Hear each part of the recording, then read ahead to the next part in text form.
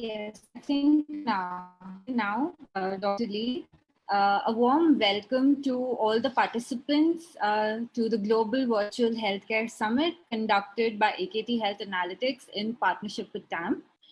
Thank you everyone for taking the time out and coming to listen to our esteemed panelists. So our first speaker for this session is Dr. Li. Dr. Li is the professor in Biomedical Informatics at the Taipei Medical University, and he's also an acclaimed dermatologist. Professor Li is a pioneer of artificial intelligence in medicine, medical informatics research, and a practicing dermatologist.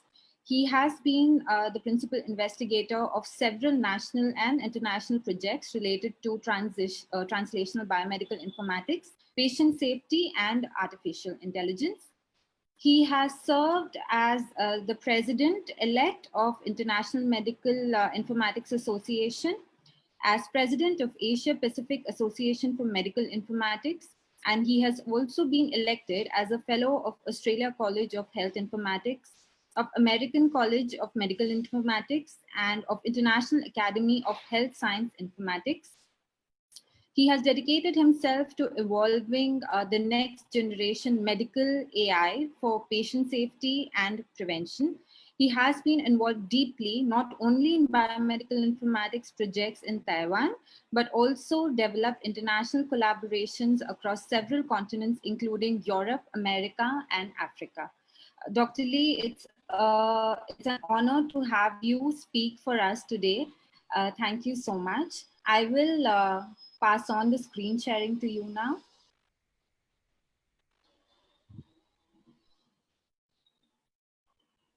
Okay, thank you, Rashmi. Let me try to share my slide online. Okay, so I assume you can see my slide. Yes. Okay, is it working like full screen? Or not? Okay, maybe I should just stick to. Yes. Okay. Yeah, perfect. Yes. All right. Okay, thank you for the introduction. I'm gonna take the next 20 minutes to give you a short review of the AI under the topic called AI for Future of Healthcare. I'm a believer that AI is very important and it's actually the key to the future of healthcare. And let me see if I can convince you in the next 20 minutes. I'm a dermatologist, as introduced, and I'm also the editor-in-chief for the journal BMJ Health and Care Informatics. So IMIA is the International Medical Informatics Association, established in 1967. The current president is Dr. Sabine,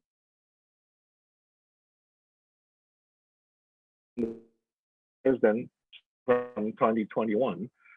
So we have all been very familiar with the evolution of AI. I believe you've heard more than enough about AI. AI started in the 1960s.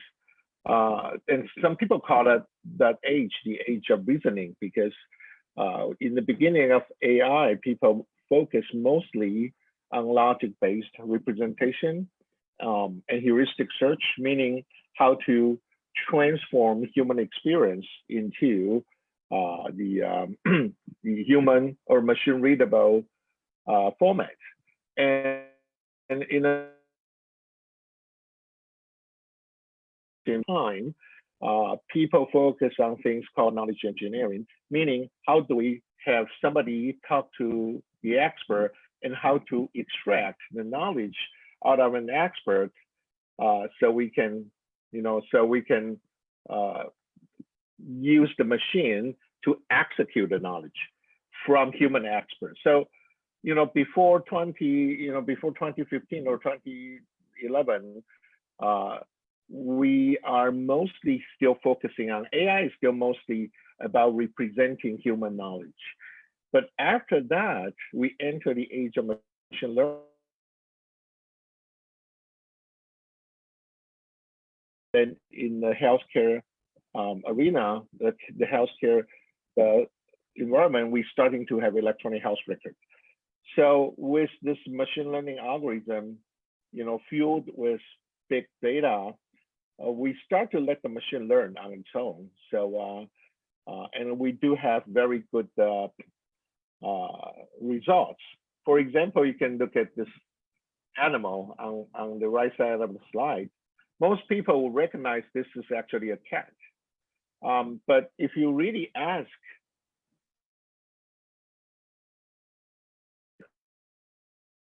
a dog, then you will have to analyze, the shape of the face, the shape of the eyes, the shape of the ears, and the way the tail it is, and the color and the pattern of the color. But actually, that's not how we recognize this is a cat. We recognize it's a cat just because we think it's a cat, right? So it's really not through a logical reasoning or through a knowledge base that we recognize the cat. It's just some kind of instantaneous recognition through our past learning since we're children. We've seen a lot of cats and dogs, so we know what they look like. So it seems like the machine learning algorithm is more, it's actually closer to what human thinks, and not the knowledge-based engineering, and not the logic-based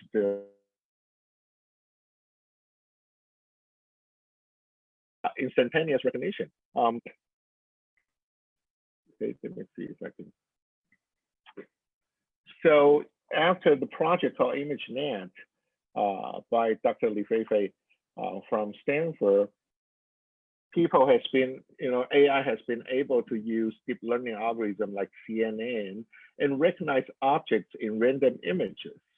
Recently, there's another breakthrough called GPT-3. Of course, it's called generative pre-training, and it started from GPT-1, GPT-2 to GPT-3. So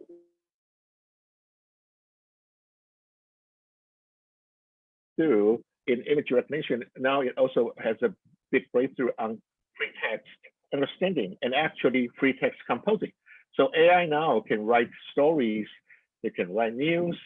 Well, unfortunately, people are using AI to write the fake news as well. And they can write theses, they can also write diaries, songs, and poems for you.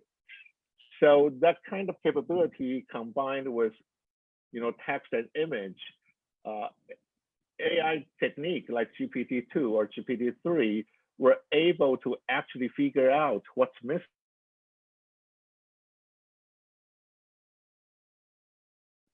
On the left-hand side is the original image, and then we take out part of the image. It would be able to figure out what's likely to be missing and, fill the void, then try to complete the image. As you can see here, it's quite amazing that AI can actually perform these kind of tasks. For example, this cat with a little bit of a whitish kind of a line under the nose, then the AI will figure out it's probably the cat holding a book or a piece of paper. Well, the AI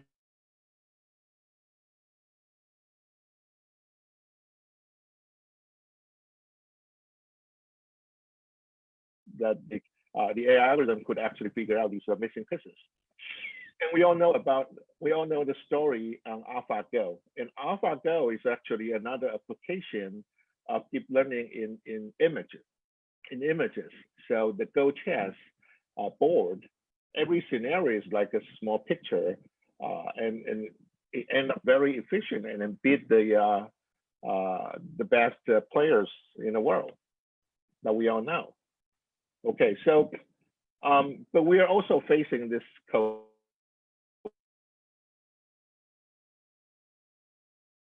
The International Medical Informatics Association, where I was from, we actually wrote a letter to WHO and tell them and recommend the use of informatics for the pandemic situation and the future of healthcare. And there are mainly 4 recommendations. The first one is make healthcare preemptive, meaning we should use more AI in it, okay? I'm going to explain this later. And the second one is telemedicine and sharing and big data, sharing data and big data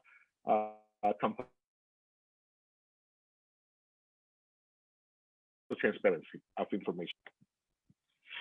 About preemptive, there's a Chinese saying that says best doctors focus to keep people healthy, and the middle layer of doctors work on sub-healthy group. The lower doctors, which is kind of us, only treat the ill. So if we should start with keeping people healthy, then we don't have to spend so much money and resources on treating the ill. But it's easier said than done. Without AI, it's very difficult to pinpoint the care problem of a person and stop them before it happens. So AI should be used in the healthy population for precision prevention, meaning we should predict individually all their health risk, and then depends on different health risk, we will have different measures to prevent that disease from happening. So that will be the best model. For people who's already sub-healthy, they don't have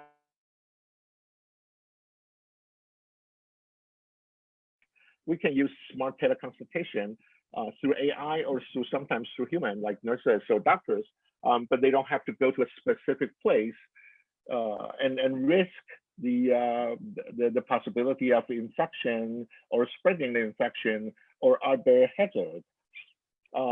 For, of course, minor illness and major illness, you want to go to clinics and hospitals, but still we are hearing or we're seeing a lot of major advancement in the hospital and clinic on how to use AI to help use healthcare.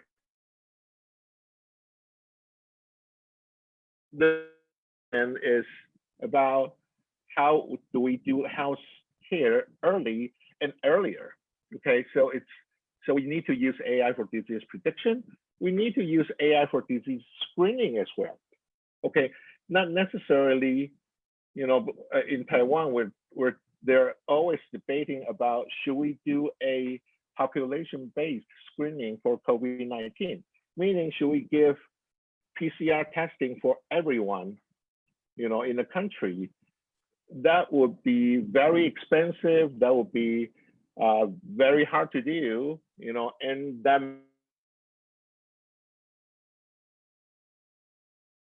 disease.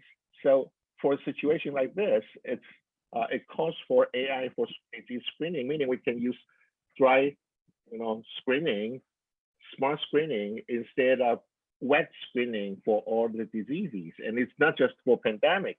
This applies to every disease, including, we do mammogram for women between 45 and 69, and we recommend them do mammogram twice, every 2 years. But how about we use AI to dry screen all the high risk year? Wouldn't that be cheaper and actually more focused on the high risk population, so we actually capture more people with breast cancer? And also AI for disease monitoring. This is easy to imagine, and it's actually been used in some of the ICU and the chronic healthcare institutions. And AI for disease progression and also microprogression. I want to talk a little bit about microprogression because human eyes, when we look at one wound, for example, I have a patient with a bed sore, a pressure sore.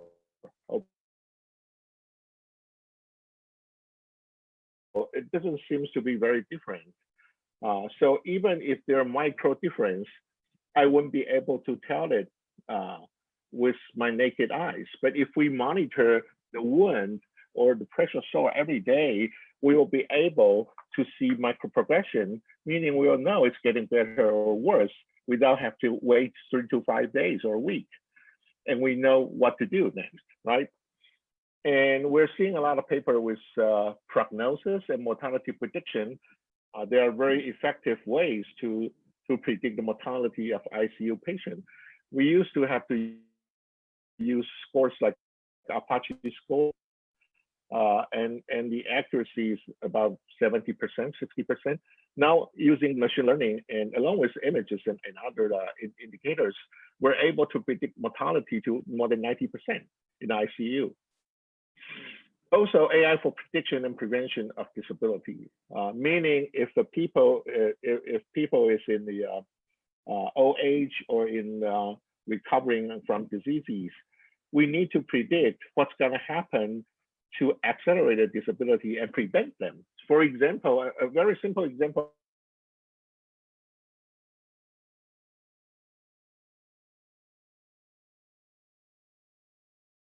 Then we should predict if they're really high risk for falling down. Then we need to prevent them from happening by making their living environment safer for handicapped people. And that's preemptively, meaning not wait until the patient become disabled, but before that, we stop that from happening.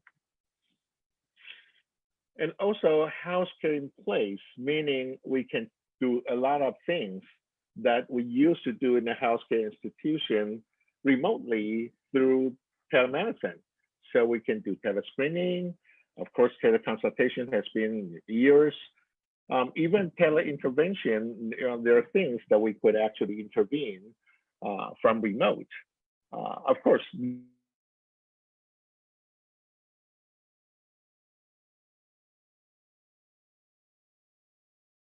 surgical robot like Da Vinci, that people would be able to perform surgery remotely, okay? And also telemonitoring, of course, a lot of ICUs, intensive care units, are actually now monitored off-site. You know, the intensivists, these physicians for intensive care, they're not even on site, but they're in a central location that telemonitor many different ICUs. And also extended telesurveillance, meaning there are things that change very, very gradually. But if you can do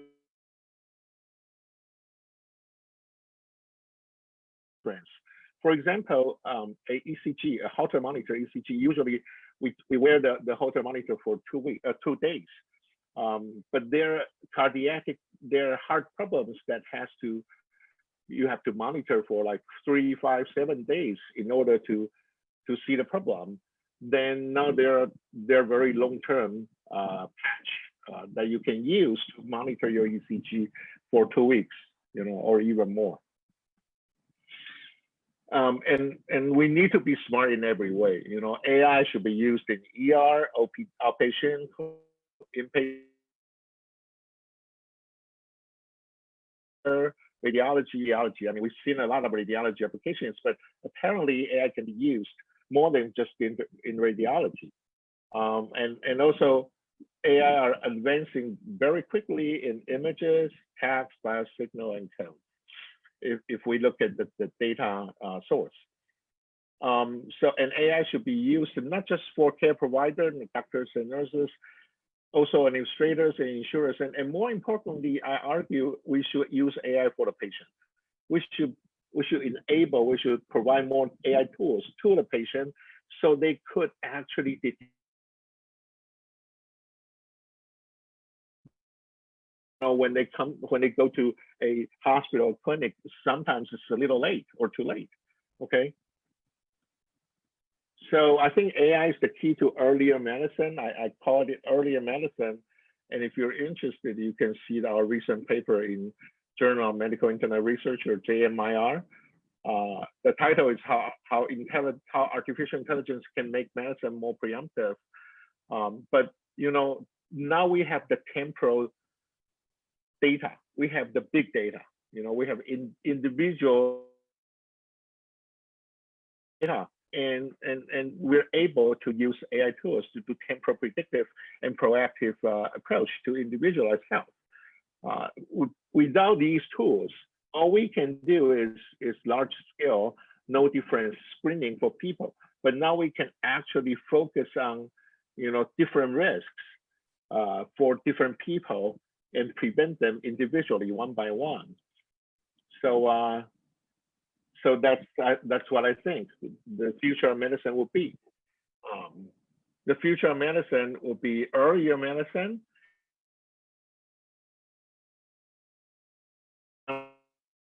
visualized, and also actionable. Okay, meaning all the predictions should be actionable, and so we will be able to apply them from preventive care, acute care to chronic care.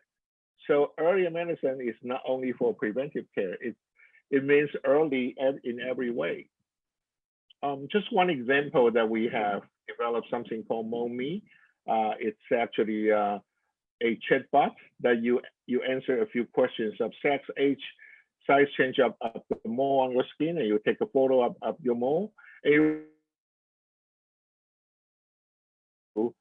risk, like we have this patient use the chatbot, and then he came to our clinic. It's a pre-malignancy lesion called dysplastic nevus. And this one is a girl, a 20-year-old girl.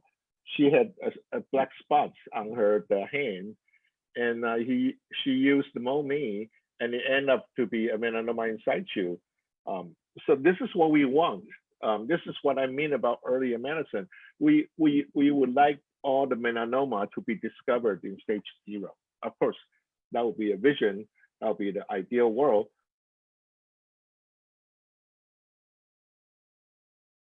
If we can discover melanoma or other cancers one stage earlier, it will help a lot of people, and many of the cancers will become curable. Okay, so now we have data, okay, but we need to look at the time frame, meaning it's not just data now, it's data from the past few years or even since you're born.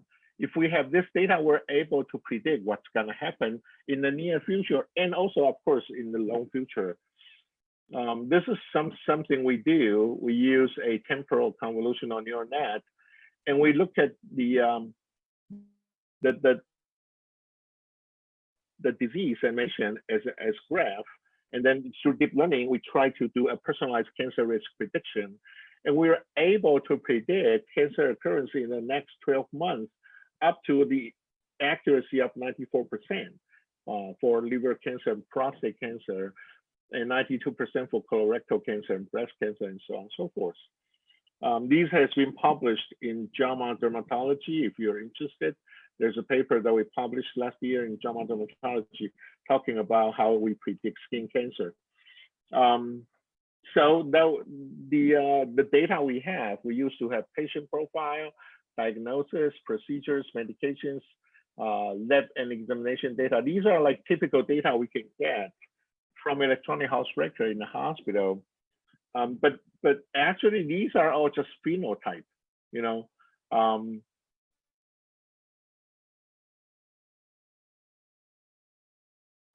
But if we can combine phenotype to genotype and exposure type, which is the environmental factors, and also patient's behavior, and maybe even microbiome, which is the microenvironment of bacteria colonies in our body, you know. So if we can get all these 5 different types of data from our birth, you know, so it's a time-based data collection, then we'll be able to predict almost everything that's clinically related, from diagnosis, treatment,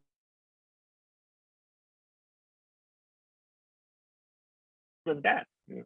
So we can try to prevent them. Well, I'm not saying we can prevent death forever, but we can delay that, you know, which will be good for some people. So this is my last slide. So the conclusion will be, our current medicine is focused more on the treatment.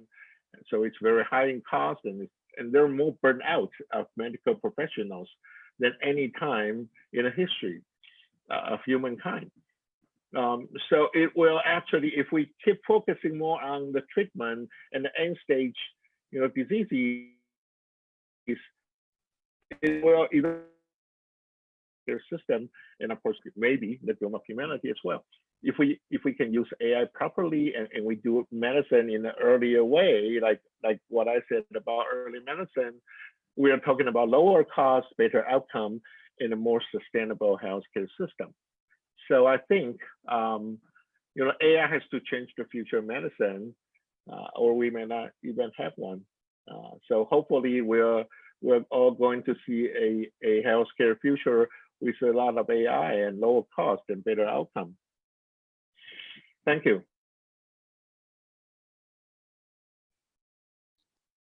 Thank you, Dr. Li, for the wonderful impart of the knowledge. So the participants, you can ask your questions in the Q&A box. There is a Q&A box where you can type in your questions. Dr. Li, I think we already have one question from one participant. Okay. The question is, how has AI helped during the COVID pandemic? Okay. All right. Yeah. So one example I just mentioned is we're using AI to predict who had highest individual risk. For example, if you're older, if you smoke, if you're obese, if you already have diabetes, hypertension, or if you're on a lot of drugs, these are all risk factors that usually humans use like rule of thumbs to determine the risk. But it's not very accurate if you just use rule of thumbs, right? But if we can take all this data and then fit them into a machine learning model, we're able, as we speak, actually, we're creating that tool that will be able to do this to calculate individual risk of COVID-19, and then we'll be able to know who we should screen first and who should stay home as a priority. So that's on the prevention side. And of course, you have seen news about the development of drugs. You know, almost all the antivirus drugs right now that we're developing in all the big pharma and lab around the world are based on machine learning. You know, a lot of the aspect of new drug development and new vaccine, the molecule that can dock the antigen that can hit a specific receptor of the virus. These are also machine learning and AI. All right. Thank you, Dr. Li. We have another question. The question is from Mr. Mastan. Can we use AI for gene sequencing? Well, apparently gene sequencing, we are able to do the whole genome sequencing through machines. So if you're talking about gene sequencing for the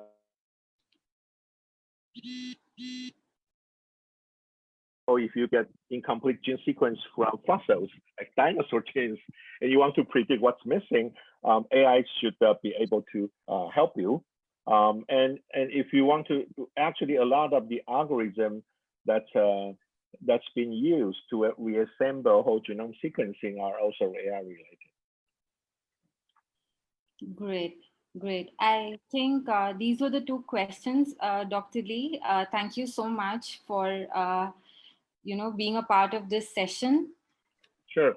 Very, My very pleasure. good to you. And if the participants are actually open to ask questions further, so in case anything comes along, I will definitely redirect it to you.